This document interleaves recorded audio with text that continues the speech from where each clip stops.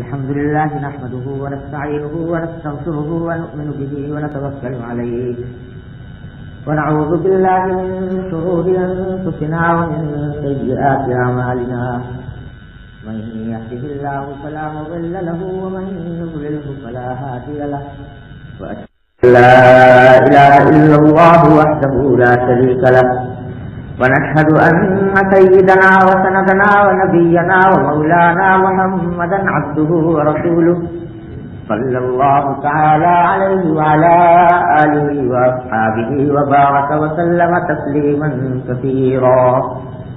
أما بعد فأعوذ بالله من الشيطان الرجيم. بسم الله الرحمن الرحيم. يمحق الله الربا ويربي الصدقات. آمنت بالله صدق الله مولانا العظيم وصدق رسوله النبي الكريم ونحن على ذلك من الشاهدين والشاكرين والحمد لله رب العالمين. میرے محترم بھائی اور بہنوں، آج کی اس نشست کے لیے جو موضوع تجویز کیا گیا ہے وہ ربا سے متعلق ہے، جس کو اردو میں سود اور انگریزی میں یوزری یا انٹرسٹ کہا جاتا ہے.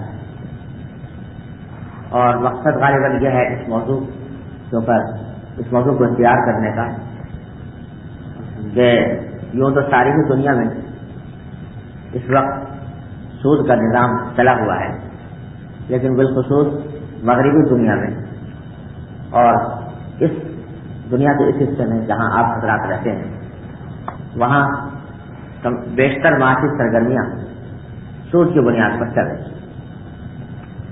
تو اس لیے مسلمانوں کو قدم قدم پر یہ مسئلہ درپیش ہوتا ہے کہ وہ سود سے کس طرح معاملہ کریں اور سود سے کس طرح چھٹکارا حاصل کریں. تاکہ مختلف قسم کی غلط فہمیاں بھی لوگوں کے درمیان پھیلائی جاتی ہیں. بعض لوگ یہ بھی کہتے ہیں کہ جو انٹرسٹ آج کل کی معاشی زندگی میں چل رہا ہے وہ در حقیقت حرام نہیں ہے اور وہ اس ربا کی تاریخ میں داخل نہیں ہوتا جسے قرآن کریم نے حرام قرار دیا تھا. ان تمام باتوں کو مد نظر رکھتے ہوئے اس وقت موضوع مجھے یہ دیا گیا ہے کہ میں انٹرسٹ کے موضوع پر جو بنیادی معلومات ہیں قرآن و سنت کی روشنی میں اور موجودہ حالات کی روشنی میں وہ آپ حضرات کی خدمت میں پیش کروں. تو سب سے پہلی بات تو سمجھنے کی یہ ہے کہ ربا جس کو قرآن کریم نے حرام قرار دیا وہ ایسا گناہ قرار دیا گیا ہے، اس کو ایسا گناہ قرار دیا گیا ہے کہ شاید اس سے بڑا گناہ قرآن نے کسی اور چیز کو قرار نہ دیا. شراب نوشی، خنزیر کھانا اور جتنے بھی گناہ ہو سکتے ہیں، زناکاری، بدکاری، ان میں سے کسی بھی گناہ کے لیے وہ لفظ استعمال نہیں کیے گئے قرآن کریم میں جو ربا کے لیے استعمال کیے گئے. قرآن کریم نے فرمایا کہ یا ایھا الذین آمنوا ذروا ما بقی من الربا ان کنتم مؤمنین. کیا ایمان والو ربا کو چھوڑ دو اگر تمہارے اندر ایمان ہے. پھر اگلا جملہ یہ فرمایا کہ فإن لم تفعلوا فأذنوا بحرب من اللہ ورسولہ، کہ اگر تم یہ ربا کو نہیں چھوڑو گے اور ربا کے کام کرتے رہو گے تو اللہ اور اس کے رسول کی طرف سے اعلان جنگ سنو. اللہ تعالیٰ کی طرف سے مستقل لڑائی کا اعلان ہے، اعلان جنگ. اب یہ بات کہ اللہ رسول کی طرف سے مستقل اعلان جنگ، یہ کسی بھی گناہ کے بارے میں نکال دیں. یہ نہیں کہا گیا کہ جو شراب پیتے ہیں ان کے خلاف اعلان جنگ ہے، یہ نہیں کہا گیا کہ جو خنزیر کھاتے ہیں ان کے لیے خلاف اعلان جنگ ہے، یہ نہیں کہا گیا کہ جو زنا کرتے ہیں ان کے خلاف اعلان جنگ ہے. لیکن سود کے بارے میں جو فرمایا کہ جو لوگ نہیں چھوڑتے ان کے خلاف وہ اللہ اور اس کے رسول کی طرف سے جنگ کا اعلان ہے. اتنی سخت اور سنگین وعید اس کے اوپر وارد ہوئی. اس کی وجہ کیا ہے وہ آگے انشاءاللہ تفصیل سے معلوم ہوگی. لیکن سب سے پہلے سمجھنے کی بات یہ ہے کہ ربا کیسے کس کو ہے، کیا چیز ہے ربا، اس کی تعریف کیا ہے. تو ربا کی تعریف، ربا جب قرآن نے حرام قرار دیا تو اس وقت اہل عرب میں ربا کا لین دین جاری اور ساری تھا، متعارف تھا. تو ربا کہا جاتا تھا کسی شخص کو دیے ہوئے قرض پر طے کر کے کسی بھی قسم کی کوئی زیادہ رقم کا مطالبہ کرنا، اس کو ربا سمجھا اور کہا جاتا تھا۔ میں نے ایک شخص کو آج 100 روپے قرض دیا اور میں اس سے کہتا ہوں کہ میں تم سے 1 مہینے کے بعد لوں گا اور مجھے 102 واپس کرنا۔ پہلے سے طے کر لیا کہ 100 کے اوپر 2 کا اضافہ ہوگا، تو یہ ربا ہے۔ پہلے سے طے کرنے کی شرط اس لیے ہے کہ اگر پہلے سے طے کچھ نہیں ہے، میں نے کسی کو 100 روپے قرض دے دیے اور میں نے یہ کوئی مطالبہ نہیں کیا کہ تم جب مجھے دو تو 102 کر کے دو، لیکن جب وقت آیا تو اس شخص نے مجھے دیتے وقت اپنی خوشی سے 100 کے بجائے 102 دے دیا۔ ہمارے درمیان یہ قرارداد نہیں تھی، ہمارے درمیان کوئی طے شدہ بات نہیں تھی، لیکن انہوں نے اپنی طرف سے 2 بڑھا کر دے دیے۔ تو یہ ربا نہیں ہے، یہ انٹرسٹ نہیں ہے، یہ یوزلی نہیں ہے، یہ حرام بھی نہیں ہے، جائز ہے۔ خود حضور اقدس صلی اللہ علیہ وسلم سے ثابت ہے کہ آپ کے پاس جب کبھی کسی کے مقروض ہوتے تو وہ قرض کا مطالبہ کرنے کے لیے آتا تو آپ اس کو عموماً کچھ بڑھتا ہوا دے دیتے، کچھ تھوڑا سا زیادہ دے دیتے تاکہ اس کی دلجوئی ہو جائے۔ لیکن چونکہ پہلے سے یہ بات طے شدہ نہیں تھی، اس لیے ربا نہیں۔ اس کو حدیث کی اصطلاح میں کہا جاتا ہے حسن القضاء، یعنی اچھی طریقے سے ادائیگی کرنا، ادائیگی کرتے وقت بہتر معاملہ کرنا، اپنی خوشی سے کچھ دے دیا تو یہ ربا نہیں، بلکہ یہاں تک فرمایا رسول کریم صلی اللہ علیہ وسلم حدیث میں کہ خیارکم احاسنکم قضاء، تم میں بہترین لوگ وہ ہیں جو قرضے کی ادائیگی میں اچھا معاملہ کرنے والے ہوں۔ تو یہ تو بہت اچھی بات ہے، لیکن دیتے وقت یہ طے کرنا ہے کوئی شخص کہ جب میں تم سے واپس لوں گا تو زیادہ کر کے لوں گا، اس کو کہتے ہیں ربا۔ اور اسی کو قرآن کریم نے سخت الفاظ میں حرام قرار دیا۔ سورہ بقرہ کے تقریباً 2 رکوع پورے اسی کی حرمت کے اوپر نازل فرمائے ہیں۔ بعض اوقات یہ کہا جاتا ہے ہمارے معاشرے میں کہ صاحب جس چیز کو قرآن نے حرام قرار دیا تھا، جس سود کو یا انٹرسٹ کو یا یوزری کو، وہ در حقیقت ایسے صورت ہوتی تھی کہ قرض لینے والا غریب ہوتا تھا، اس کے پاس پیسے نہیں ہوتے تھے، اس کو گھر میں روٹی کھانے کے لیے پیسے نہیں ہیں، کوئی بیمار پڑا اس کے علاج کے لیے پیسے نہیں ہیں، گھر میں کوئی میت پڑی ہوئی ہے اس کو کفنانے کے لیے دفن کرنے کے لیے پیسے نہیں ہیں۔ ایسے موقع پر کسی شخص سے جا کر وہ بیچارہ پیسے مانگتا تو اس وقت میں وہ کہتا کہ صاحب میں تو دوسرے تک نہیں دوں گا جب تک کہ تم اتنا فیصد مجھے زیادہ نہ۔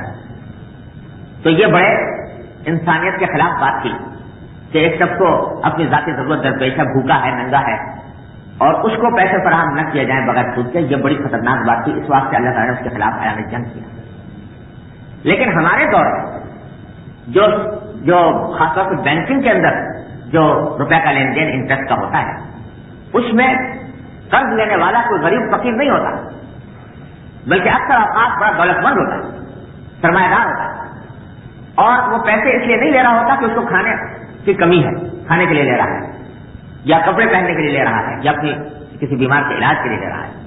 وہ پیسے اس لیے لے رہا ہے تاکہ اس پیسے کو انویسٹ کر کے اس سے مزید پیسہ کمائے اور اس سے اپنی تجارت قائم کرے گا، کاروبار میں لگائے گا اور اس سے نفع کمائے گا۔ تو اب اگر دینے والا شخص یہ کہے کہ بھائی تم میرے پیسے سے لے کر کچھ کاروبار میں لگاؤ گے، انویسٹ کرو گے، نفع کماؤ گے، تو اس نفع کا کچھ حصہ میں بھی لینا چاہتا ہوں، لہٰذا تم جس سے پیسے دے رہا ہوں اس کا 10% مجھے دو۔ اس میں کیا قضا ہے، اس میں کیا برائی؟ اور یہ وہ ربا نہیں ہے جس کو قرآن نے حرام قرار دیا۔ یہ بات مرتبہ یہ بات اٹھائی جاتی ہے، دنیا کے مختلف خطوں میں یہ بات اٹھائی گئی ہے، اور یہ کہا جاتا ہے کہ یہ جو کمرشل انٹرسٹ یا کمرشل لون جو ہوتے ہیں، تجارتی قرض، یہ حضور اقدس صلی اللہ علیہ وسلم کے زمانے میں تھے ہی نہیں۔ وہاں تو ذاتی اخراجات کے قرضے تھے، ذاتی استعمال کے قرضے تھے، کمرشل لونز ہوتے ہی نہیں تھے۔ لہذا جب کمرشل لونز ہوتے نہیں تو قرآن اس کو کیسے حرام قرار دے سکتا ہے جبکہ اس کا وجود ہی اس زمانے میں نہیں تھا۔ اس لیے بعض لوگ کہتے ہیں کہ قرآن نے جس ربا کو حرام قرار دیا وہ غریب و فقیروں والا ربا تھا، اور یہ کمرشل انٹرسٹ حرام نہیں۔ تو اس وجہ سے اس نقطے کو سمجھ لینے کی ضرورت ہے۔ پہلی بات تو یہ ہے کہ کسی چیز کے حرام ہونے کے لیے یہ بات ضروری نہیں ہوتی کہ وہ حضور اقدس صلی اللہ علیہ وسلم کے زمانے میں پائی جائے۔ حضور اقدس صلی اللہ علیہ وسلم کے زمانے میں اس کا وجود ہو یہ کوئی ضروری نہیں۔ قرآن جب کسی چیز کو حرام قرار دیتا ہے تو اس کی ایک حقیقت اس کے سامنے، اس حقیقت کو حرام قرار دیا، چاہے اس کی کوئی خاص صورت حضور کے زمانے میں موجود ہو یا نہ ہو۔ مثال اس کی سمجھیے کہ قرآن نے شراب کو حرام قرار دیا۔ اب شراب کی حقیقت یہ ہے کہ ایسا مشروب جس میں نشہ ہو۔ اب آج کوئی شخص کہنے لگے کہ صاحب یہ جو وسکی اور برانڈی ہے یہ تو حضور اقدس صلی اللہ علیہ وسلم کے زمانے میں پائی جاتی، یہ تو آپ کے زمانے میں پائی نہیں جاتی تھی لہٰذا حرام بھی نہیں۔ تو یہ بات صحیح نہیں ہوگی، اس واسطے کہ وسکی اور برانڈی کس خاص شکل میں تو نہیں پائی جاتی تھی، لیکن اس کی حقیقت کہ ایک ایسا مشروب جو نشہ آور ہو جو حضور اقدس صلی اللہ علیہ وسلم کے زمانے میں موجود تھا اور آپ نے اس کو حرام قرار دے دیا تو وہ ہمیشہ کے لیے حرام ہو گیا۔ اب وہ چاہے شراب کی کوئی نئی صورت پیدا ہو، اس کا نام چاہے وسکی رکھ لو، چاہے برانڈی رکھ لو، چاہے رم رکھ لو، چاہے وڈکا رکھ لو، جو چاہو، وہ جس طریقے سے بھی اس کی شکل پیدا ہوگی وہ حرام ہے۔ تو اس لیے یہ کہنا کہ صاحب کمرشل لون جو زمانے میں نہیں تھے آج پیدا ہو گئے ہیں اس واسطے وہ حرام نہیں ہو سکتے، یہ خیال درست نہیں۔ مجھے ایک لطیفہ یاد آیا کہ ایک ہمارے ہاں ہندوستان کا ایک گویا تھا، گویا جانتے ہیں یعنی مغنی گانے والا، وہ کہیں حج کو چلا گیا۔ حج کو جاتے ہوئے جب وہاں سے مکہ مکرمہ سے مدینہ شریف جا رہا تھا تو راستے میں ایک منزل پر قیام ہوا۔ تو پہلے زمانے میں رات کو منزل پر رک کر سو کر پھر اگلے دن سفر ہوتا تھا، مدینہ طیبہ جایا کرتے تھے لوگ۔ تو منزل پر رکا تو وہاں کوئی عرب گویا آ گیا جو عرب مغنی تھا، اور اس نے بیٹھ کر وہاں منزل پر عربی میں اپنا گانا بجانا کچھ شروع کر دیا۔ وہ اس عرب گویے کی آواز اس کی کچھ بھدی تھی، خراب قسم کی آواز کی بھدی، قریب اس صوت تھا کہ وہ بہت برا لگا اس کو ہندوستانی گویے۔ تو اس نے اس کو سن کر کہا کہ بات دراصل یہ ہے، آج میری سمجھ میں آئی بات کہ حضور اقدس صلی اللہ علیہ وسلم نے ان عرب بدوؤں کا گانا سنا تھا، اس بات کو اس کو حرام کر دیا۔ اگر کہیں میرا گانا سن لے تو حرام نہ کر،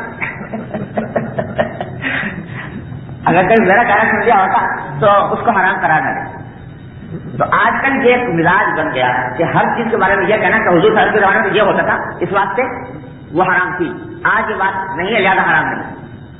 کہنے والے یہاں تک کہہ رہے ہیں کہ صاحب خنزیروں کو جو حرام قرار دیا گیا تھا وہ اس لیے قرار دیا گیا تھا کہ وہ گندے ماحول میں نالیوں کے اوپر غلاظت کھاتے تھے، گندے ماحول کے اندر پڑے رہتے تھے، گندے ماحول کے اندر ان کی پرورش ہوتی تھی، تو اس واسطے اس کو حرام کر دیا تھا۔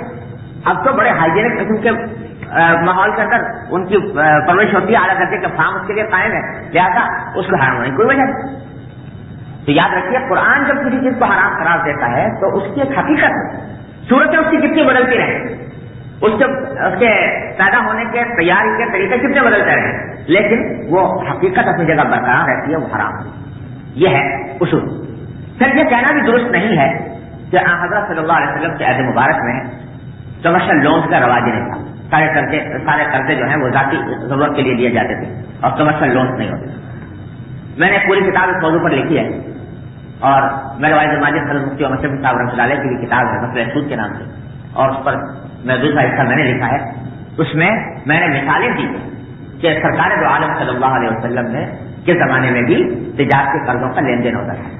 لوگ یہ سمجھتے ہیں جب یہ کہا جاتا ہے نا کہ عرب کے سارا نشین، عرب کے سارا نشین، لوگوں کے ذہن میں یہ بات آتی ہے کہ وہ جو معاشرہ تھا جس میں حضور اقدس صلی اللہ علیہ وسلم تشریف لائے تھے وہ ایسا معمولی سا معاشرہ تھا کہ اس میں تجارت تو ہوتی نہیں ہوگی، اگر ہوگی بھی تھوڑی بہت گندم بیچ لیا، جو بیچ لیا اور 10-20 روپے کا کھجور بیچ لی، اور کوئی بڑا تجارتی مسئلہ وہاں پر پیدا نہیں ہوتا۔ ذہن میں تصور یہ آتا ہے، لیکن یاد رکھیے کہ بات یہ صحیح نہیں۔ عرب کا وہ معاشرہ جس پر رسول کریم صلی اللہ علیہ وسلم تشریف لائے اس میں آج کی جدید تجارت کی تقریباً ساری بنیادیں موجود ہیں۔ مثلا میں آپ کو ایک مثال دیتا ہوں کہ کہا جاتا ہے کہ یہ جوائنٹ اسٹاک کمپنی جو ہوتی ہے، کہا جاتا ہے کہ یہ 16ویں صدی 15ویں صدی کی پیداوار ہے۔ جوائنٹ اسٹاک کمپنی جس میں بے شمار آدمی مل کر اور ایک کمپنی وجود میں لاتے ہیں، کہا جاتا ہے کہ 15ویں یا 16ویں صدی میں پیدا ہوئی، اس سے پہلے جوائنٹ اسٹاک کمپنی کا تصور نہیں تھا۔ لیکن جب ہم عرب کی تاریخ پڑھتے ہیں تو نظر یہ آتا ہے کہ ان میں سے ہر قبیلہ ایک مستقل جوائنٹ اسٹاک کمپنی، اس لیے کہ ہر قبیلے کے اندر طریقہ یہ تھا کہ ہر قبیلے کا آدمی وہ اپنے 1-1 روپیہ 2-2 روپیہ ڈالتا تھا اور ڈال کر ایک جگہ جمع کر کے اور وہ شام بیچ کر سامان تجارت منگاتے تھے. آپ نے بہت نام سنا ہوگا کمرشل کاروان جایا کرتے تھے. وہ کاروان یہ ہوتے تھے کہ سارے قبیلے میں مل کر 1-1 روپیہ 2-2 روپیہ جمع کر کے اور ڈال دیا اور اس کا پیسہ اکٹھا کر کے وہاں پر بھیجا اور وہاں سے سامان لا کر یہاں پر فروخت کیا. یہ قرآن شریف میں ذکر رحلت الشتاء والصيف لإلاف قریش إلافهم رحلت الشتاء والصيف کہ عرب کے لوگ جو ہے سردیوں میں سفر کرتے ہیں یمن کی طرف اور گرمیوں میں سفر کرتے ہیں شام کی طرف. تو یہ گرمیوں اور سردیوں کے یہ سفر مستقل جاری تھے یہ تجارت کے لیے کہ ادھر سے سامان لا کر وہاں بیچ دیا وہاں سامان لا کر یہاں بیچ دیا.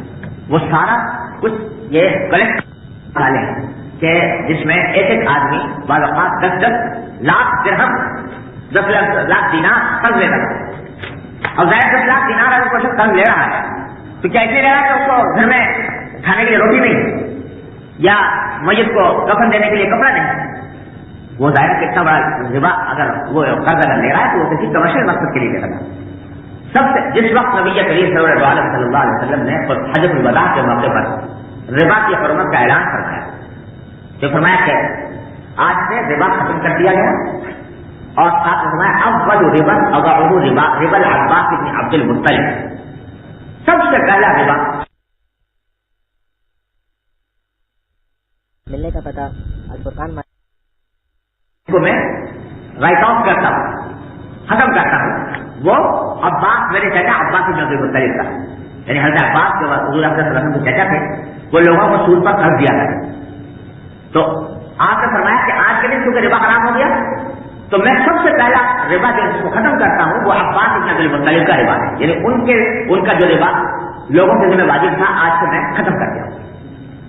اب روایات میں آتا ہے کہ وہ کتنا تھا ربا تو لکھا ہے کہ 10,000 مثقال سونا 10,000 مثقال سونا. مثقال تقریباً یہ سمجھیے کہ 4 ماشے کا ایک مثقال ہے. 4 ماشا جو ہمارے یہاں وزن ہوتا ہے اس کے برابر ایک مثقال. تو 10,000 مثقال سونا سود واجب تھا قرضہ نے پرنسپل نے جو اس کے اوپر انٹرسٹ اپروو ہوا تھا وہ 10,000 مثقال. آپ بتائیے کہ کیا یہ 10,000 مثقال جس کے اوپر سود لگ گیا ہو کیا وہ محض کسی کو کھانا کھلانے کے لیے قرضہ دیا گیا؟ ظاہر ہے کہ وہ تجارت میں لگا. حضرت زبیر بن عوام رضی اللہ تعالیٰ عنہ جو عشرہ مبشرہ میں سے ہیں وہ لوگوں کے قرضے ان کے پاس رہتے تھے. انہوں نے بالکل اس طرح کا نظام جاری کر رکھا تھا جیسے بینکنگ کا نظام ہوتا ہے. لوگ ان کے پاس اپنی امانتیں لا کر رکھواتے ڈپازٹ اور وہ ان سے کہتے کہ میں اس کو بطور قرض لیتا ہوں میرے ذمہ قرض اور پھر وہ اس کو تجارت میں لگاتے. تو جس وقت ان کا انتقال ہوا تو ان کے صاحبزادے فرماتے ہیں کہ ان کے ذمے جو ان کے پاس جو ڈپازٹ تھے وہ عربی میں الفاظ کے 200,000 و 200,000 یعنی 22 لاکھ دینار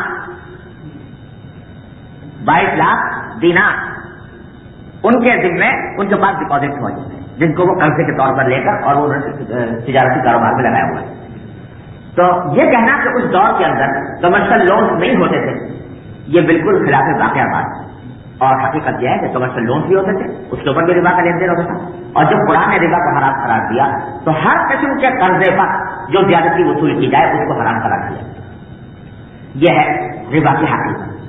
ویسے میں نے آج تک میں نے تفصیل کے ساتھ اپنی کتاب کے اندر کی اور بہت مثالیں پیش کی ہیں کہ جس میں حضور اکرم صلی اللہ علیہ وسلم کے زمانے میں کمرشل لون موجود تھے اور ان کے اوپر عمل ہوا تھا. تو یہ کہنا کہ کمرشل لون کے اوپر انٹرسٹ کا لینا جائز ہے اور ذاتی قرضوں کے اوپر ناجائز ہے یہ بالکل غلط بات ہے. بعض مرتبہ ایک اور غلط فہمی پھیلائی جاتی ہے. کہا جاتا ہے کہ ایک ہوتا ہے سود مفرد ایک ہوتا ہے مرکب یعنی ایک ہوتا ہے سمپل انٹرسٹ ایک ہوتا ہے کمپاؤنڈ انٹرسٹ یعنی سود کے اوپر بھی سود لگتا چلا جاتا ہے. تو بعض لوگوں نے کہا کہ حضور اکرم صلی اللہ علیہ وسلم کے زمانے میں کمپاؤنڈ انٹرسٹ ہوتا تھا لہٰذا وہ حرام لیکن سمپل انٹرسٹ جو ہے وہ جائز. یہ شکل نکالی کسی نے جواز قرار دیں گے. لیکن میں نے جو ابھی آیت آپ کے سامنے پڑھی قرآن شریف کی، اس میں اللہ نے فرمایا یا الذین آمنوا ذروا ما بقی من الربا، اے ایمان والو ربا کا جو حصہ بھی رہ گیا اس کو چھوڑ دو. یعنی اس کے کم زیادہ ہونے کی بحث نہیں، ریٹ آف انٹرسٹ کے کم یا زیادہ ہونے کی بحث نہیں، بلکہ انٹرسٹ ہاں وہ کم ہو یا زیادہ وہ چھوڑ دو. اور آگے فرمایا بلکہ تم فلاکم رؤوس اموالکم، کہ اگر تم توبہ کر لو ربا سے تو تمہارا جو پرنسپل ہے وہ تمہارا حق ہے. روس الاموال یعنی پرنسپل. تو قرآن خود کہہ رہا ہے کہ پرنسپل لینے کا حق ہے، پرنسپل سے آگے تھوڑی سی بھی مقدار ہوگی تو حرام. لہٰذا یہ بھی بالکل فضول بات ہے کہ صاحب کمپاؤنڈ انٹرسٹ حرام ہے اور سمپل انٹرسٹ حرام نہیں. واقعہ یہ ہے کہ حرام ہے تھوڑی مقدار ہو تو حرام ہے، زیادہ مقدار ہو تو حرام ہے. کوئی غریب لے رہا ہو تو حرام ہے، فقیر لے رہا ہو تو حرام ہے، امیر لے رہا ہو تو حرام ہے، ذاتی ضرورت کے لیے لے رہا ہو تو حرام ہے اور تجارت کے لیے لے رہا ہو تو حرام ہے. اس کے حرام ہونے میں کوئی شبہ نہیں. یہاں یہ بھی عرض کر دوں کہ تقریباً 50-60 سال تک عالم اسلام میں یہ سوالات اٹھائے جاتے رہے بینکنگ انٹرسٹ کے بارے میں. اور یہ جو میں نے آپ سے کہا کہ بعض لوگ کہتے ہیں کہ کمپاؤنڈ انٹرسٹ حرام ہے، سمپل حرام نہیں ہے، یا کمرشل لون کے اوپر انٹرسٹ حرام نہیں ہے. یہ باتیں تقریباً 50-60 سال تک پورے عالم اسلام میں چلتی رہی ہیں مختلف حلقوں سے. لیکن ہوتے ہوتے اب یہ بحث ختم ہو گئی پوری دنیا مسلم دنیا. اب ساری مسلم دنیا کے نہ صرف علماء، ماہرین معاشیات، اکنامکس اور مسلم بینکر بھی اس بات پر متفق ہیں کہ بینکنگ انٹرسٹ بھی حرام ہے اور وہ بھی اس طرح حرام ہے جیسے کہ عام سود کے اوپر عام قرضوں پر سود کا لین دین حرام. اب اس کے اوپر اجماع منعقد ہو گیا ہے، کسی کا اختلاف تقریباً کسی قابل ذکر آدمی کا اختلاف نہیں. اور آخری فیصلہ اس سلسلے میں آج سے تقریباً 4 سال پہلے جدہ میں مجمع الفقہ الاسلامی اسلامک فقہ اکیڈمی جس میں 45 مسلم علماء کے 45 مسلم ملکوں کے نمائندے سربراہ علماء کا اجتماع ہوا اور میں بھی اس میں شامل تھا. تو 45 ملکوں کے تمام علماء جو تقریباً 150 یا 200 کے اندر تقریباً تعداد کی ہوگی، ان میں سب نے باتفاق ادنا اختلاف کے بغیر یہ فتویٰ دیا کہ بینکنگ انٹرسٹ بالکل حرام ہے، اس کے جائز ہونے کا کوئی حرام ہے. لہٰذا یہ بات کو کلوز، یہ چیپٹر کلوز ہو چکا کہ حرام ہے یا نہیں، یہ طے شدہ بات ہے کہ حرام ہے. ایک بات ذرا سی باقی رہے اس کو بھی تھوڑی سی میں کلیئر کر دوں. وہ یہ ہے کہ یہ جو شروع میں بات کہی گئی تھی کہ صاحب حضور کے زمانے میں تو جو ذاتی ضرورت کے لیے قرضہ لے رہا ہے، میرے گھر میں کھانے کو روٹی نہیں ہے، میں کسی سے قرضہ مانگنے جاؤں تو اوپر وہ سود کا مطالبہ کرے، یہ تو بڑی غیر انسانی حرکت ہے. لیکن جو شخص میرے پیسے کو لے کر تجارت میں لگائے گا اور نفع کمائے گا، اگر میں اس سے کچھ تھوڑا سا پروپورشن خود لے لوں تو اس میں کیا خرابی ہے؟ تو پہلی بات یہ سمجھ لیجیے کہ اللہ کے حکم میں، اللہ تبارک و تعالیٰ کے حکم میں ایک مسلم کے لیے دونوں طرح کی گنجائش نہیں ہوتی ہے. چلو اس کو حرام کر کے حرام ہو، لیکن ذرا زیادہ اطمینان کے لیے میں عرض کرتا ہوں تاکہ بات دل میں اچھی طرح اطمینان کے ساتھ بیٹھ سکے. مجھے کہ اگر کسی شخص نے پیسے لے کر کسی دوسرے سے قرضہ لے رہا ہے اور دوسرے کو قرضہ دے رہا ہے تو اسلام یہ کہتا ہے کہ 2 باتوں میں سے ایک بات متعین کرو. آیا تو اس کو امداد کرنا چاہتے ہو یا اس کے کاروبار میں حصہ دار کرنا چاہتے ہو. 2 باتوں میں سے ایک بات طے کرو. اگر امداد کرنا چاہتے ہو قرضے کے ذریعے تو پھر وہ امداد ہی ہوگی آپ کی طرف سے، پھر آپ کے اوپر زیادہ لینے کا کوئی حق نہیں. اور اگر چاہتے ہو کہ اس کے کاروبار میں حصہ دار بنو تو پھر جب حصہ دار بن رہے ہو تو پھر جتنا نفے میں حصہ دار ہوگے تو نقصان میں بھی. اس کے کوئی معنی نہیں ہے کہ اگر نفع ہو تو تمہارا اور نقصان ہو تو ہوگا. اس صورت میں جبکہ آپ ان کو کاروبار کے لیے پیسے دے رہے ہیں، کاروبار کے لیے فائنانس کر رہے ہیں ان کو، تو پھر آپ کو اس سے کوئی بات نہیں کہ کاروبار کا رسک وہ اٹھائے اور نفع آپ کی جیب میں جائے. یہ نہیں ہوتا. اس صورت میں پھر آپ کو اس کے نقصان میں حصہ دار کرنا پڑے. پھر آپ کو قرضہ نہ ملے، آپ کے ساتھ ایک جوائنٹ انٹرپرائز کی، ایک مشارکہ کی، شرکت کی، پارٹنرشپ کی ہے کہ جو تم کاروبار کرنے جا رہے ہو اس میں اگر نفع ہوگا تو نفے کا اتنا پروپورشن میرا ہوگا ایسا تمہارا، یا پھر اور اگر نقصان ہوگا تو نقصان تمہارا بھی ہوگا میرا بھی۔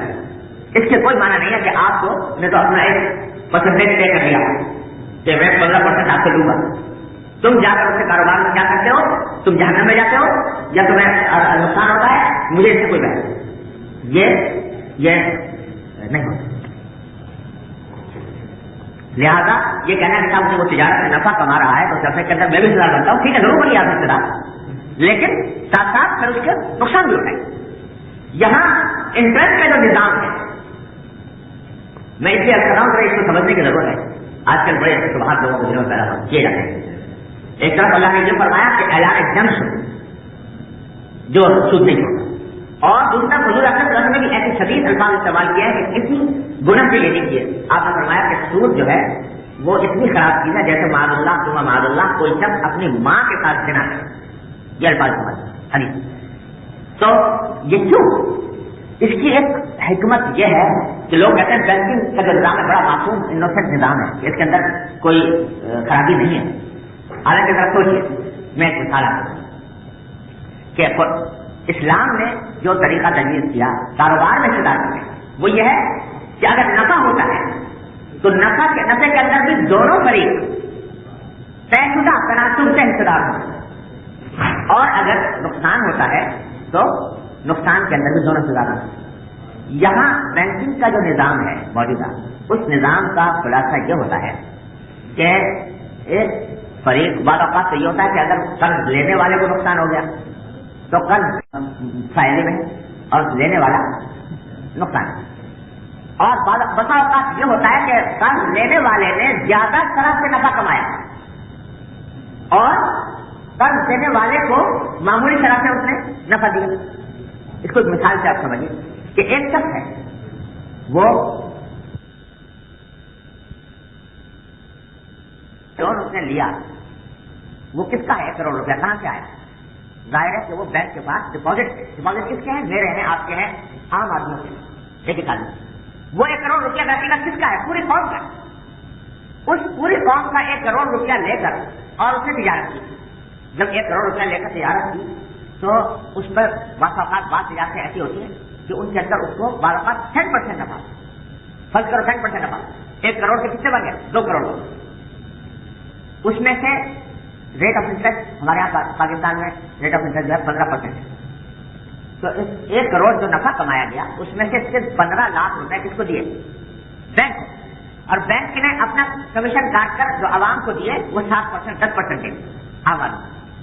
تو جن عام آدمیوں کا پیسہ لے کر کاروبار چلایا گیا تھا ان عام آدمیوں کو ایک آدمی کو 100 کے بجائے 110 مل گئے۔ آدمی بڑا خوش ہے، جو میں نے ڈپازٹ رکھا تھا 100 روپے کا وہ 100 کے بجائے 110 ہو گیا، لیکن اس کو یہ معلوم نہیں کہ حقیقت میں اس کے روپے سے جو نفع کمایا گیا وہ 100 کے بجائے 200 ہونے چاہیے، لیکن اس کو 10 روپے گئے، 10 روپے گئے۔ تو وہ 10 روپے تو اس کو یہ 10 روپے جو ہیں حقیقت میں اگر غور کریں تو دوسری سائڈ سے وہ قرض دینے والا پھر واپس لے لیتا ہے۔ وہ کیسے؟ آپ کو پتا ہے کہ انٹرسٹ کا جو ریٹ ہے وہ کاسٹ آف پروڈکشن میں شامل ہوتا ہے، یعنی جو انٹرسٹ جس سے 1 کروڑ لون لیا تھا وہ جب کوئی چیز فیکٹری لگائی تو کوئی چیز تیار کی تو اس تیاری کی کاسٹ میں وہ 15% بھی شامل ہوں گے جو اس نے بینک کو پے کیے۔ تو جب 15% کاسٹ میں شامل ہوں گے تو جو چیز پروڈکشن ہوگی اس کی قیمت کی پرائس 15% بڑھ گئی۔ وہ چیز بن کر کپڑا تیار کیا تو کپڑے کی قیمت انٹرسٹ کی وجہ سے 15% بڑھ گئی۔ لہٰذا یہ ڈپازیٹر جس کو 110 روپے دیے گئے تھے جب بازار میں کپڑا خریدنے جائے گا تو 15% زیادہ پے کرے گا۔ تو وہ جو 10% دیے گئے تھے اس کو وہ دوسرے ہاتھ سے اور زیادہ کر کے 15% واپس دے دیں۔ یہ تو ہوا سودا کا نفے کا جو ڈپازیٹر کو دیکھنے میں ہر ایک آدمی پوچھے کہ مجھے 100 سے 110 ملے، حقیقت میں تو ملے 195 ملے، اس لیے کہ 15% تو اس کا کاسٹ میں چلا گیا۔ تو اس لیے وہ 15% کا جو اگر نفع ہوا تو 15% عوام کو دیا گیا جو واپس بھی لے لیا، اور 85% اس سرمایہ کی جگہ دیا سارا جس نے لون لیا۔ اگر شرکت کا معاملہ ہوتا، شرکت کے اندر معاملہ ہوتا کہ جو بھی نفع ہوگا تو 50% فائنانسر کا اور 50% کام کرنے والے. تو 50% ہوتا تو عوام کے بعد جو جاتا وہ 15% نہیں بلکہ 50% جاتا.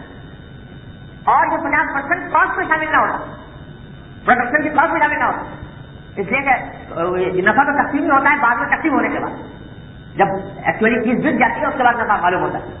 تو انٹرسٹ جو ہے وہ تو کاسٹ میں شامل ہوتا ہے, پروفٹ کاسٹ میں شامل نہیں. تو اس لیے وہ یہ صورت, تو یہ تو نفع کی صورت. اگر فرض کرو نقصان ہو گیا اس لینے والے کو, 1 کروڑ جس نے لیا تھا, 1 کروڑ کا نقصان ہو گیا, اس نقصان کے نتیجے میں بعض اوقات آپ یہاں سنتے رہتے ہیں کہ بعض اوقات ایسا ہوتا ہے کہ اس نقصان کا نتیجہ بلاخر یہ ہوتا ہے کہ بینک جو ہے دیوالیہ ہو جاتا ہے, بینکرپٹ ہو گیا بینک. اب دیکھیں BCCI کا کیا حال ہے, وہ چاہے کتنی اس میں سازشوں ہوں کچھ ہوں, لیکن بہرحال وہ بینکرپٹ ہو گیا. اس بینکرپٹ ہو جانے کے نتیجے میں کس کا روپیہ کس کا گیا, عوام ڈپازیٹر. تو نقصان ہے تو سارا عوام پر, ڈپازیٹر پر. نفع ہے تو سارا سرمایہ دار. اور اس کے نتیجے میں یہ ہوتا ہے کہ اگر کسی اور کوئی بینک کریش کر جائے تو بیچارے عوام جو ہے سرمایہ دار کے کا اگر نقصان ہو جائے تو اس نے دوسرا راستہ بنایا ہے اپنے نفع کو کمانے کا, نفع کو ریکور کرنے کا, وہ انشورنس.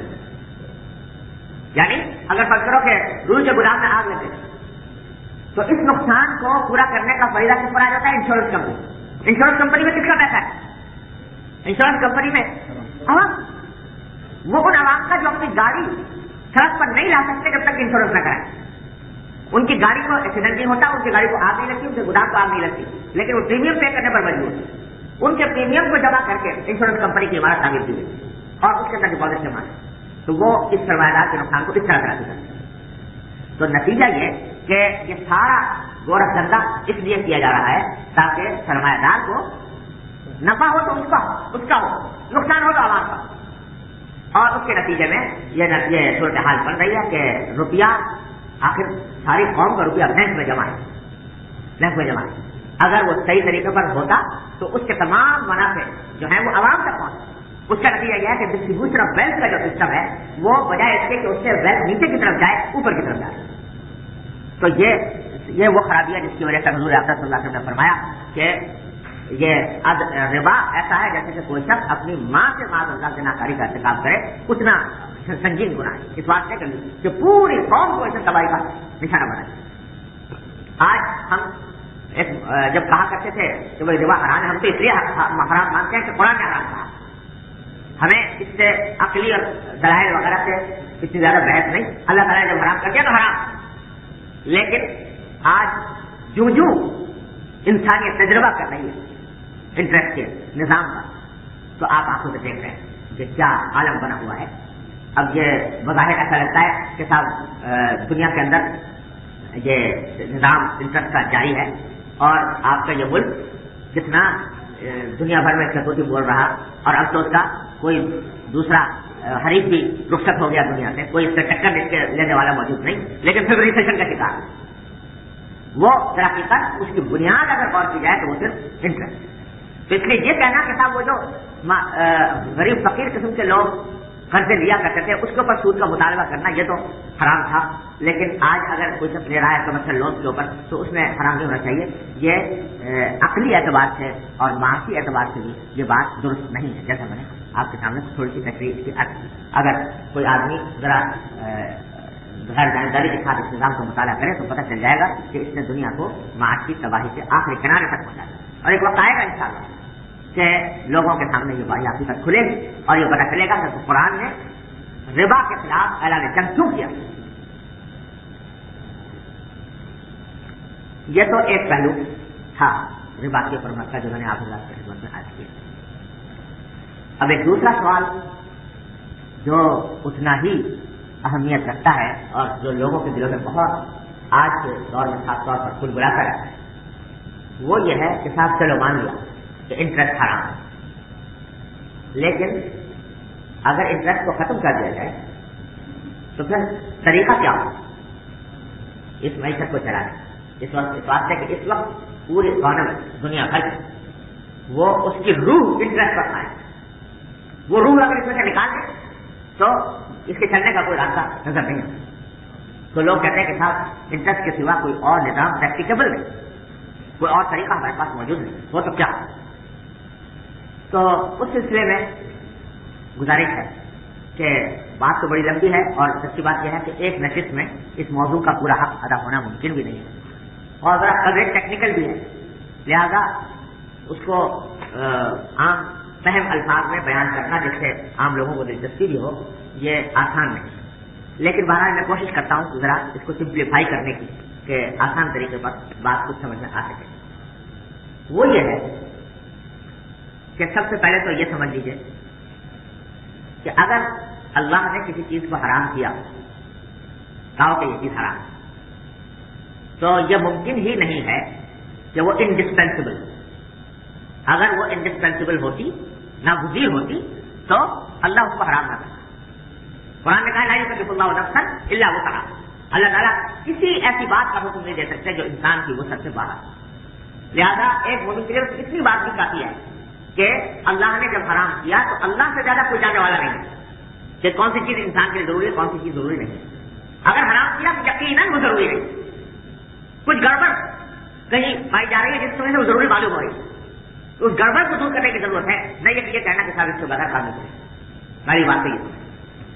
دوسری بات یہ ہے جیسا میں نے ابھی عرض کیا کہ بعض لوگ یہ سمجھتے ہیں کہ انٹرسٹ کو جب قرآن حرام قرار دیتا ہے تو اس کے بعد اس کا مطلب یہ ہے کہ آئندہ سب لوگوں کو انٹرسٹ فری لون کیے جائیں، یعنی اس کے اوپر کوئی منافع کا مطالبہ نہیں۔ لہٰذا بہت سے لوگ انٹرسٹ کے خلاف جو کچھ باتیں ہوتی ہیں اس سے یہ نتیجہ نکالتے ہیں کہ اس کا نتیجہ یہ ہوگا کہ پھر انٹرسٹ جب ختم ہو جائے گا تو بغیر کسی منافع کے ہمیں قرضے ملا کریں گے، جو چاہیں جتنے چاہیں قرضے حاصل کریں اور جتنے چاہیں اس سے کوٹھیاں بگلے بنائیں اور جتنے چاہیں اس سے فیکٹریاں قائم کریں۔ تو اسی بات سے لوگ سمجھتے ہیں کہ ساری یہ بات تو پریکٹیکل نہیں ہے، اس لیے کہ ہر ایک آدمی کو جب قرضہ بغیر سود کے دیا جائے گا تو پیسے اتنے کہاں سے آئیں گے کہ سب کو بغیر سود کے قرضے ملیں۔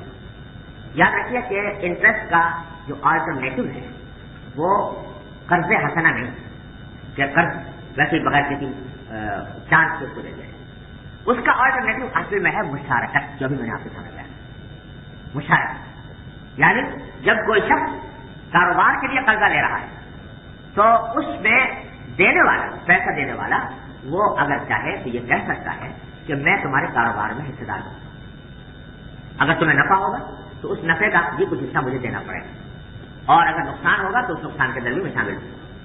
تو اس نقصان اور نفع دونوں کی شراکت کے ساتھ وہ کاروبار کرنا، یہ ہے آلٹرنیٹو سسٹم۔ اور اس کا جو نظریاتی پہلو ہے میں آپ کے سامنے عرض کر چکا کہ انٹرسٹ کی صورت میں تو بہت متعین معمولی قسم کا حصہ ہے جو دولت کو پیسے دینے والے کو اور اس کے ذریعے ڈپازٹر کو پہنچتا ہے، لیکن اگر مشارکت کی بنیاد پر کاروبار کیا جائے، فنانسنگ جو ہے وہ مشارکت کی بنیاد پر ہو، تو اس صورت میں جتنا بھی نفع ہوگا اس نفع کا ایک پروپورشنیٹ حصہ وہ تمام ڈپازٹرز کی طرف منتقل ہوگا، جس سے ڈسٹریبیوشن آف ویلتھ کا جو نظام ہے وہ اوپر کی طرف جانے کے بجائے اوپر سے نیچے کی طرف آئے۔ تو یہ اصل جو آئیڈیل سسٹم ہے جو اسلام نے ڈیولپ کیا وہ مشارکت کا نظام ہے، اور وہی اس کا حقیقت میں آلٹرنیٹو سسٹم ہے۔ لیکن یہ مشارکت کا نظام ابھی تک چونکہ کہیں جاری نہیں، ابھی تک کسی جگہ اس کے اوپر عمل نہیں ہوا، اس لیے اس کی برکات لوگوں کے سامنے آ نہیں ہے۔ ابھی پچھلے تقریباً 20-25 سال کے دوران مسلمانوں نے مختلف جگہوں پر اس بات کی کوششیں کی ہیں کہ وہ ایسے مالیاتی ادارے اور بینک قائم کریں جو انٹرسٹ کی بنیاد پر نہ ہوں بلکہ اسلامی اصولوں کی بنیاد پر چلائے جائیں۔ اور آپ کے علم میں شاید پتہ نہیں یہ بات ہے یا نہیں کہ اس وقت دنیا بھر میں کم از کم بھی 80 سے لے کر 100 تک ایسے بینک اور اسلامی اور فائنینشیل انسٹیٹیوشن قائم ہو چکے ہیں جو دعویٰ یہ کرتے ہیں کہ وہ اسلامی بنیادوں پر اپنے کاروبار کو چلا رہے ہیں اور انٹرسٹ سے پاک کاروبار کر رہے ہیں۔ میں یہ نہیں کہتا کہ ان کا یہ دعویٰ 100% صحیح ہے، ہو سکتا ہے، اور جیسے دیکھنے میں بھی آیا ہے کہ اس میں بہت سی غلطیاں بھی ہیں، کوتاہیاں بھی ہیں، لیکن بہرحال یہ حقیقت اپنی جگہ ہے کہ 100 کے قریب ادارے غیر سودی بنیادوں پر اس وقت دنیا بھر میں کام کر رہے ہیں، مختلف عالم اسلام کے مختلف ملکوں میں بھی اور مغربی ملکوں میں بھی۔ بعض یورپ کے اندر کئی قائم ہیں، امریکہ کا میرے خیال ابھی تک کوئی قائم نہیں ہوا، لیکن یورپ کے مطابق سارے قائم ہیں۔ تو انہوں نے مشارکہ کے طریقے پر عمل کرنا شروع کیا بات، اور جہاں جہاں مشارکہ کے طریقے کو اپنایا گیا وہاں اس کے نتائج بہتر نکلے. ہم نے پاکستان میں ایک بینک کا تجربہ کیا، اور میں آپ سے بغیر کسی، اس لیے میں جب اس بینک کے اندر میں اس کے شریعت سپروائزری بورڈ کے ایک ممبر کے حیثیت سے میں خود اس کا جا کر معائنہ اور چیکنگ کی نفع، لیکن اس میں مشارکہ کی بنیاد پر بعض مرتبہ 20% تک نفع ڈپازٹرز کو دیا گیا. لیکن مشارکہ کے اندر اگر یہ وسیع پیمانے پر کیا جائے تو اس کے نتائج اور بھی زیادہ بہتر نکل سکتے ہیں. لیکن اس میں جو ایک پریکٹیکل دشواری ہے وہ یہ ہے، وہ آ کر پریکٹیکل دشواری جو پیدا ہوتی ہے وہ یہ ہوتی ہے کہ اگر کوئی شخص مشارکت کی بنیاد پر بینک سے پیسے لے گیا اور اس کے مشارکت کا معنی ہے کہ پروفٹ اینڈ لاس شیئرنگ، کہ اگر چاہے تو اگر پروفٹ ہوگا تو اس میں شیئر کرے گا، لاس ہوگا تو اس میں شیئر کرے گا. اور افسوسناک بات یہ ہے کہ خود ہمارے عالم اسلام میں بددیانتی اتنی عام ہے، کرپشن اتنا پھیلا ہوا ہے کہ جو شخص اس بنیاد پر پیسے لے کر گیا کہ اگر نفع ہوگا تو نفع لا کر دوں گا اور نقصان ہوگا تو نقصان بھی آپ کو برداشت کرنا پڑے گا، تو وہ شخص جو ہے وہ پلٹ کر کبھی نفع لے کر نہیں آئے. وہ ہمیشہ یہی کہے گا کہ مجھے نقصان ہو، لاس ہو.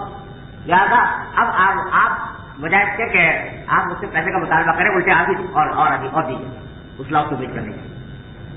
تو یہ بہت بڑا پریکٹیکل مسئلہ ہے جس کا تعلق اس نظام کی خرابی سے نہیں ہے، ان انسانوں کی خرابی سے ہے جو اس نظام کے اوپر عمل کر رہے ہیں، کہ ان کے اندر اخلاق نہیں، ان کے اندر دیانت نہیں، ان کے اندر امانت نہیں. اس کی وجہ سے مشارکہ کے نظام میں یہ خطرات موجود ہیں کہ لوگ پیسے دے کر آ کر لاس دکھائیں اور اس سے پھر بینک کو اور بینک کے ذریعے ڈپازٹرز کو نقصان ہوتا ہے. لیکن یہ مسئلہ جو ہے یہ بھی ناقابل حل مسئلہ نہیں، ایسا نہیں ہے اس کے مسئلے کا حل نہ نکالا جاتا ہے. اگر کوئی ملک اس نظام کو اختیار کرے تو وہ بآسانی اس کا حل یہ نکال سکتا ہے کہ جس شخص کے بارے میں یہ بات ثابت ہو کہ وہ اس نے بدیانتی سے کام لیا ہے، اکاؤنٹ اپنے صحیح ڈکلیئر نہیں کیے، اکاؤنٹ صحیح نہیں دکھائے، تو اس کو آپ ایک مدت دراز تک بلیک لسٹ کر سکتے ہیں کہ آئندہ اس کو فائنانسنگ کی کوئی فیسلٹی فراہم نہ کی جائے کسی بینک. تو پھر اس صورت میں بدیانتی کرتے ہوئے لوگ ڈریں. آخر آج بھی کمپنیاں کام کر رہی ہیں، جوائنٹ اسٹاک کمپنیاں آج بھی وہ اپنی بیلنس شیٹ طے کرتی ہیں، اس میں بھی بدیانتیاں ہوتی ہیں، لیکن اس کے باوجود وہ پروفٹ شو کرتی ہیں. اس لیے اس بنیاد کے اوپر اس کو اگر پورے ملک کی سطح پر بات کی جائے تو اس ملک کی سطح پر مشارکہ کو اختیار کیا جا سکتا ہے. البتہ جب تک کہ ملک کی سطح پر ایسا نہیں ہوتا تو انفرادی انڈیویجول ادارے ان کے لیے مشارکہ پر عمل کرنا دشوار ہے، لیکن وہ ایک تو سلیکٹو ہو کر سلیکٹڈ پارٹیز کے ساتھ مشارکہ کر سکتے ہیں. اور اس کے علاوہ اسلام کے اندر اللہ تعالیٰ نے ایسا ہمیں دین عطا فرمایا ہے کہ اس میں اور بھی طریقے علاوہ مشارکہ جن کی بنیادوں پر بینک قائم کر سکتے ہیں، بینک کام کر سکتے ہیں، فائنانسنگ کر سکتے ہیں. مثلا ایک طریقہ لیزنگ کا کہ جو شخص فرض کیجیے کہ روپیہ طلب کرنے کے لیے آیا ہے، اس سے پوچھا کہ بھائی پیسے کیوں چاہیے، تو معلوم ہوا کہ اس کو کوئی مشینری لگانی ہے، مشینری امپورٹ کرنی ہے. تو یہ ہو سکتا ہے کہ بینک یا وہ فائنینشیل انسٹیٹیوشن وہ مشینری خرید کر اور اس کو کرایہ پر دے، اس کو لیزنگ کہا جاتا ہے. البتہ لیزنگ کا جو پریوائلر طریقہ ہے وہ فائنینشیل لیزنگ کا، وہ شریعت کے مطابق نہیں ہے، اس میں بہت سی کلازیں اس کے ایگریمنٹ میں شریعت کے خلاف ہوتی ہیں، لیکن اسی کو شریعت کے مطابق آسانی سے بنایا جا سکتا ہے. اور اس کے اوپر ہم نے پاکستان میں متعدد فائنینشیل انسٹیٹیوشن اس قسم کے قائم کیے ہیں جن میں لیزنگ کا جو ایگریمنٹ ہے وہ شریعت کے مطابق، تو اس کو اختیار کرتے ہیں. اسی طرح ایک آپ نے شاید آج کل نام سنا ہوگا، بہت زیادہ مشہور ہو رہی ہے مرابحہ فائنانسنگ. مرابحہ فائنانسنگ بھی ایک طریقہ ہے جو کسی شخص سے معاملہ کرنے کا وہ یہ ہے کہ نفع پر وہ چیز بیچ دی جاتی ہے. یعنی ایک شخص جو ہے وہ فرض کیجیے کہ بینک سے روپیہ اس لیے چاہتا ہے کہ اس کے ذریعے را مٹیریل خریدنا چاہتا ہے، تو اب وہ را مٹیریل بجائے کہ اس کو پیسے دیا جائے، بینک را مٹیریل خرید کر اور اس کو نفع پر بیچ دیتا ہے. یہ طریقہ بھی جائے. بعض لوگ یہ سمجھتے ہیں کہ صاحب وہ تو نام سنا کر پکڑنے والی بات ہو گئی اور دوسرے طریقے سے وہ نفع لے لیا، لیکن یاد رکھیے کہ قرآن شریف میں فرمایا کہ احل اللہ البیع وحرم الربا، اللہ نے بیع کو حلال کیا، ربا کو حرام کیا۔ مشرکین یہ کہا کرتے تھے کہ بیع بھی تو ربا جیسی ہے، اس میں بھی آدمی نفع کماتا ہے اور ربا بھی کے اندر بھی نفع کماتا ہے، دونوں میں فرق کیا ہے؟ تو قرآن نے ایک جواب دیا کہ ہمارا حکم ہے کہ بیع حلال ہے اور ربا حرام ہے، جس کے معنی یہ ہے کہ روپے کے اوپر روپیہ نہیں لیا جا سکتا، روپے کے اوپر منافع نہیں لیا جا سکتا، لیکن اگر بیچ میں کموڈیٹی آ جائے اور کموڈیٹی کو فروخت کر کے نفع حاصل کرے تو وہ ہم نے حلال کر دیا۔ تو یہ برابر کے اندر کموڈیٹی بیچ میں آ جاتی ہے، جس کی وجہ سے وہ ٹرانزیکشن شریعت کے اعتبار سے جائز جاتا ہے۔ یہ آلٹرنیٹو جو ہے مرابحہ کا ہوا یا لیزنگ کا ہوا، یہ کوئی آئیڈیل آلٹرنیٹو نہیں ہے، جیسے میں نے عرض کیا کہ اس سے ڈسٹریبیوشن آف ویلتھ کے اوپر کوئی بنیادی اثر نہیں پڑتا۔ اصل آئیڈیل آلٹرنیٹو مشارکہ ہے، لیکن جو انڈیویجول ادارے ہوں ان کے لیے ایک ٹرانزٹری پیریڈ میں مرابحہ اور لیزنگ کے اوپر عمل کرنے کی بھی گنجائش موجود ہے، اور ان بنیادوں پر اس وقت کی فائنینشیل انسٹیٹیوشن کام کر رہے ہیں۔ اب پاکستان کے اندر ایک مدت سے یہ تحریک چل رہی ہے، آپ نے شاید اخباروں میں پڑھا ہوگا، یہ مسئلہ زیر بحث ہے اور امید ہے کہ سال ڈیڑھ سال کے اندر اس کا کوئی تصفیہ انشاءاللہ ہو جائے گا۔ تو اس وقت میں اگر ملک کی سطح پر مشارکت کی بنیاد پر نظام جاری ہوا تو انشاءاللہ دنیا کے سامنے ایک عملی مثال آئے گا، تو اس وقت میں لوگوں کے سامنے یہ بات آ جائے گی کہ شریعت کا طریقہ ترقی کا کیا ہے۔ یہ تو ایک عام بات تھی جو ربا اور اس کے متعلقات سے متعلق ہے۔ ایک مسئلہ اور ہے جو ربا سے متعلق ہے اور اس کی سزائے بازگشت بھی بار بار سنائی دیتی ہے، وہ یہ ہے کہ بعض لوگ یہ کہتے ہیں کہ دارالحرب یعنی ایسی جگہ جہاں غیر مسلم حکومت ہے وہاں پر سود کے لین دین میں کوئی قباحت نہیں، وہاں غیر مسلم حکومت سے سود لے سکتے، لیکن یہ سمجھ لیجیے کہ اس کے اوپر بھی بہت لمبی چوڑی بحثیں ہوئی ہیں، اور اس وقت جو اسٹیبلش پوزیشن ہے وہ یہ ہے کہ دارالحرب ہو یا دارالاسلام، ربا وہاں بھی حرام ہے یہاں بھی حرام ہے، اور یہاں پر بھی لین دین حرام ہے وہاں پر بھی لین دین حرام ہے۔ البتہ اتنی بات ہے کہ اس کا ایک عام آدمی کو یہ چاہیے کہ وہ اپنا روپیہ کرنٹ اکاؤنٹ میں رکھے جس کے اوپر سود نہیں لگتا، لیکن اگر غلطی سے اس نے کسی سودی اکاؤنٹ میں رکھ دیا تو سودی اکاؤنٹ کے اوپر اگر سود لگ گیا ہے تو پاکستان میں ہم یہ کہتے ہیں کہ بینک میں ہی چھوڑ دو، لیکن غیر مسلم ملکوں میں جہاں یہ خیال ہوتا ہے کہ وہ جو سود کی رقم ہوتی ہے وہ اینٹی اسلامک کاموں کے اندر خرچ ہوتی ہے، اس واسطے وہاں پر فتویٰ یہ دیا جاتا ہے کہ وہ سود کی رقم لے لیں اور لے کر کسی مستحق سے زکات کو صدقہ کریں، خود اپنے استعمال میں رکھیں، بغیر ثواب کی نیت کے اپنی جان چھڑانے کے لیے کسی غریب کو جو مستحق سے زکات کو صدقہ کرتے ہیں۔ اس طریقے سے یہ عمل یہاں پر کیا جا سکتا ہے۔ اور ساتھ ہی میں یہ بھی عرض کروں گا کہ باوجود ہے کہ کام ذرا نسبتاً مشکل لگتا ہے، لیکن ساتھ ہی مسلمانوں کو اس بات کی پوری کوشش کرنی چاہیے کہ خود اپنے مالیاتی ادارے قائم کریں جو اسلامی بنیادوں پر چل رہے ہیں۔ جیسا میں نے عرض کیا کہ مکمل اسکیمیں موجود ہیں مشارکت کی، مرابحہ کی، لیزنگ کی، اور ان بنیادوں کے اوپر مسلمان اپنے ادارے قائم کر سکتے ہیں، اور یہاں کے مسلمان ماشاءاللہ اچھے محدود مسلمان ہیں، ان کے مسائل کا اس میں حل ہے، ان کو چاہیے کہ یہاں پر ایسے فائنینشیل انسٹیٹیوشن قائم کریں۔ امریکہ کے اندر بھی کم از کم 2 ادارے میرے علم میں ہیں، کم از کم ہاؤسنگ کے حد تک، کہ وہ صحیح اسلامی بنیادوں پر کام کر رہے ہیں، ایک ٹورنٹو میں ہے اور ایک لاس اینجلس میں ہے۔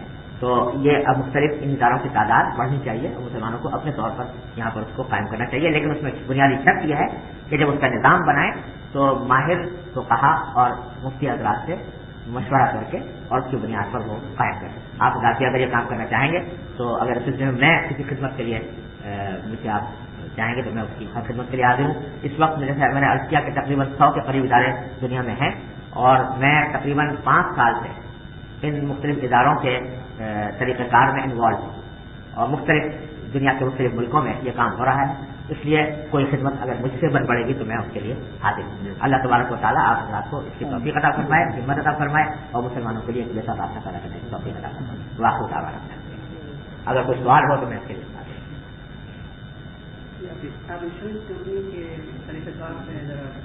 یہ کیا چیز حلال ہے اور کیا چیز حرام، خاص طور پر لائف انشورنس؟